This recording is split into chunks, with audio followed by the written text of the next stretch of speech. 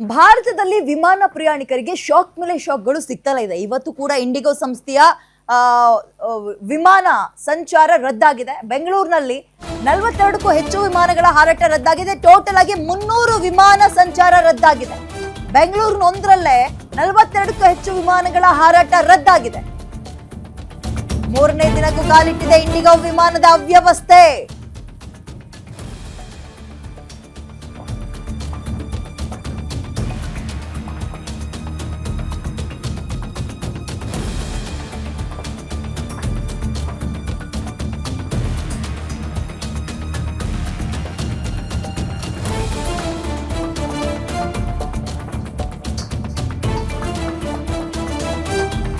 ಮೂರನೇ ದಿನಕ್ಕೂ ಇಂಡಿಗೋ ವಿಮಾನದ ಅವ್ಯವಸ್ಥೆ ಮುಂದುವರಿತಾ ಇದೆ. ಮೈಕ್ರೋಸಾಫ್ಟ್ ವಿಂಡೋಸ್ ನಲ್ಲೂ ಕೂಡ ಟೆಕ್ನಿಕಲ್ ಇಶ್ಯೂ ಇದೆ, ತಾಂತ್ರಿಕ ಸಮಸ್ಯೆ, ವ್ಯತ್ಯಯ ಆಗ್ತಾ ಇದ್ದು. ವಿಮಾನ ವ್ಯತ್ಯಯಕ್ಕೆ ಹಲವು ಕಾರಣಗಳನ್ನ ಈಗ ಆ ಸಂಸ್ಥೆಯವರು ಕೊಡ್ತಾ ಇದ್ದಾರೆ. ಒಂದು, ಸಿಬ್ಬಂದಿ ಕೊರತೆ, ಇದು ಕೊಡುವಂತಹ ರೀಸನ್.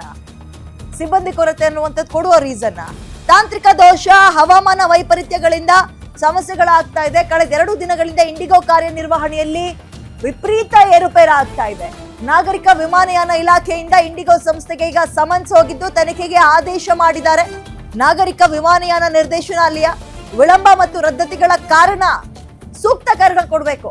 ಇಂಡಿಗೋಗೆ ಡಿಜಿಸಿಎ ಸೂಚನೆ ಕೊಟ್ಟಿದ್ದು, ಡಿಜಿಸಿಎ ರೂಪಿಸಿದ ಹೊಸ ನಿಯಮಗಳೇ ಇಂಡಿಗೋಗೆ ಮುಳುವಾಯ್ತಾ? ಹಾಗಾದ್ರೆ ಮುಂದಿನ 48 ಗಂಟೆಗಳ ಒಳಗೆ ಸಮಸ್ಯೆಯನ್ನ ಬಗೆಹರಿಸಿಕೊಡ್ಬೇಕು ಅಂತ ಡಿಜಿಸಿಎ ಈಗ ಇಂಡಿಗೋ ಸಂಸ್ಥೆಗೆ ತಾಕೀತು ಮಾಡಿದೆ. ನೋಡ್ತಾ ಇದ್ದೀರಾ, ನಾವು ರಾತ್ರಿ 9 ಬೆಳಿಗ್ಗೆ ರಾತ್ರಿ 7 ಗಂಟೆ ನಾವು ಬಂದಿದ್ದು. ಈಗ ಬೆಳಗ್ಗೆ 7 ಗಂಟೆ ಆಗಿದೆ. ಯಾವುದೇ ರೀತಿಯಾದ ರೆಸ್ಪಾನ್ಸ್ 9:20 ನಮ್ಗೆ ಇದ್ದಂತ ಫ್ಲೈಟ್ ಭುವನೇಶ್ವರ್ಗೆ. ಇದುವರೆಗೂ ಅದ್ರ ಬಗ್ಗೆ ಯಾವುದೇ ಒಂದು ಮಾಹಿತಿ ಕೇಳ್ತಾ ಇದ್ದಾರೆ. 1 ಅವರ್ 2 ಅವರ್ ಅಂತ ಕಾಲ ಕರ್ಕೊಂಡು ಹೋಗ್ತಾನೆ. ಬಸ್ಸಿದ್ರು ವಯಸ್ಸಾದ್ರು ವಯೋವೃದ್ಧರು ತುಂಬಾ ಜನ ಆಗಿದ್ದಾರೆ. ಒಬ್ಬರಿಗೂ ವ್ಯಾಲಿಡ್ ರೀಸನ್ ಕೂಡ ಕೊಡ್ತಾ ಇಲ್ಲ, ಏನಕ್ಕಾಗಿದೆ, ಯಾಕೆ ಆಗ್ತಾ ಇದೆ ಅಂತ. ಲಗೇಜ್ ಇಂಪೌಂಡ್ ಮಾಡ್ಕೊಂಡು ಹೋಗ್ತಿದ್ದಾರೆ, ಲಗೇಜ್ ಇಲ್ಲ. ಹೌದು, ಈ ರೀತಿ ವಯಸ್ಸಾದಂತವ್ರು ಇದ್ದಾರೆ, ಅವ್ರು ಏನ್ ಕೊಡಬೇಕು ಕೂಡ ಇಲ್ಲ. ಪರಿಸ್ಥಿತಿ ಯಾವ ರೀತಿ ದೊಡ್ಡ ಕೈ ಮೀರ್ತಾ ಇದೆ ಅಂತ ರಾತ್ರಿ 9 ಗಂಟೆಯಿಂದ ನಾವು ಇದೇ ರೀತಿ ಇಲ್ಲೇ ಅಮೋಸ ಪಡ್ತಾ ಇದೀವಿ. ವಯೋವೃದ್ಧರು, ವಯಸ್ಸಾದವರು, ಚಿಕ್ಕ ಮಕ್ಕಳೆಲ್ಲ ಇದ್ದಾರೆ.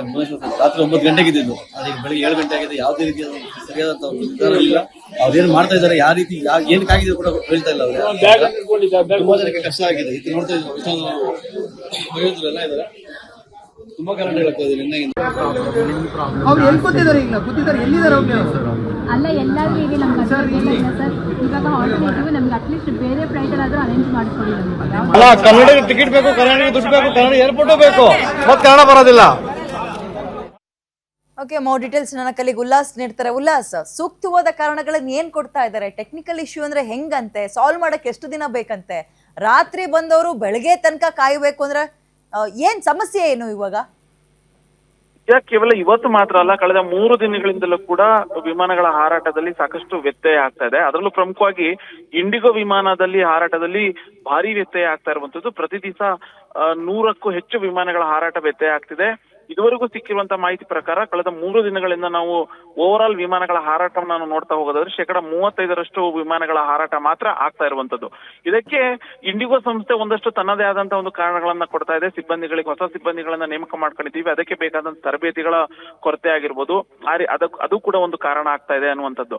ಮತ್ತೊಂದು ಕಡೆಗಳಲ್ಲಿ ತಾಂತ್ರಿಕ ಅಂದ್ರೆ ಮೈಕ್ರೋಸಾಫ್ಟ್ ವಿಂಡೋಸ್ ಅಲ್ಲೂ ಕೂಡ ಸಾಕಷ್ಟು ಸಮಸ್ಯೆ ಆಗ್ತಾ ಇದೆ. ಇದ್ರ ಜೊತೆಗೆ ವಿಮಾನ ನಿಲ್ದಾಣಗಳಲ್ಲಿ ಇರುವಂತಹ ಟ್ರಾಫಿಕ್ ಸಮಸ್ಯೆ ಏನಿದೆ ಅಂದ್ರೆ ವಿಮಾನಗಳನ್ನ ಲ್ಯಾಂಡಿಂಗ್ ಮತ್ತೆ ಟೇಕ್ ಆಫ್ ಮಾಡುವಂತ ವಿಚಾರದಲ್ಲಿ ಟೈಮಿಂಗ್ಸ್ ನಲ್ಲಿ ಒಂದಷ್ಟು ವ್ಯತ್ಯಾಸ ಆಗ್ತಿದೆ. ಹಾಗಾಗಿ ವಿಮಾನ ಹಾರಾಟದಲ್ಲಿ ವ್ಯತ್ಯಯ ಆಗ್ತಿದೆ ಅನ್ನುವಂತ ಒಂದು ಸಮಜಾಯಿಷಿಯನ್ನ ಇಂಡಿಗೋ ಸಂಸ್ಥೆ ಕೊಡ್ತಾ ಇದೆ. ಇದ್ರ ಜೊತೆಗೆ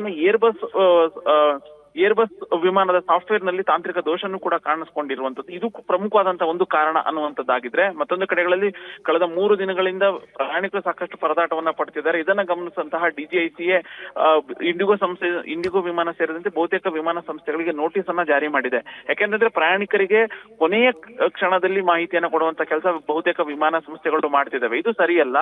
ಯಾಕೆಂತಂದ್ರೆ ಪ್ರಯಾಣಿಕರನ್ನ 2 ಗಂಟೆ ಮುಂಚೆ ಚೆಕ್ ಇನ್ ಆಗಿರ್ತಾರೆ, ಅವರಿಗೆ ಸೂಕ್ತ ಸಮಯದಲ್ಲಿ ಮಾಹಿತಿಯನ್ನ ಕೊಟ್ಟರೆ ಅವರು ಆಲ್ಟರ್ನೇಟ್ ವ್ಯವಸ್ಥೆಗಳನ್ನ ಮಾಡ್ಕೊಳ್ತಾರೆ. ಆದ್ರೆ ಕೊನೆ ಮೂಮೆಂಟ್ ಅಲ್ಲಿ ನೀವು ಈ ರೀತಿ ಮಾಡ್ತಿರುವಂತದ್ದು ಸರಿಯಲ್ಲ ಅಂತ ಹೇಳ್ಬಿಟ್ಟು ನೋಟಿಸ್ ಅನ್ನ ಕೊಡುವಂತ ಕೆಲಸವನ್ನ ಮಾಡಿರುವಂತದ್ದು. ಆದ್ರೆ ವಿಮಾನಯಾನ ಸಂಸ್ಥೆ ಇಂಡಿಗೋ ಸೇರಿದಂತೆ ಬಹುತೇಕ ವಿಮಾನಯಾನ ಸಂಸ್ಥೆಗಳು ಹೇಳ್ತಾ ಇರುವಂತದ್ದು ಸಿಬ್ಬಂದಿಗಳ ಕೊರತೆ ಆಗಿರ್ಬೋದು, ಜೊತೆಗೆ ಹೊಸ ಸಿಬ್ಬಂದಿ ನೇಮಕ ಮಾಡುವಂತ ವಿಚಾರದಲ್ಲಿ ಆಗಿರುವಂತಹ ಒಂದಷ್ಟು ರೂಪುರೇಷೆಗಳಾಗಿರ್ಬೋದು, ಹಾಗೇನೆ ಮೈಕ್ರೋಸಾಫ್ಟ್ ವಿಂಡೋಸ್ ನಲ್ಲಿ ಆಗಿರುವಂತಹ ಸಮಸ್ಯೆಗಳು ಈ ರೀತಿ ಆದಕ್ಕೆ ಕಾರಣ ಅನ್ನುವಂತ ಒಂದು ಮಾತನ್ನ ಹೇಳ್ತಾ ಇರುವಂತದ್ದು ವಿದ್ಯಾ.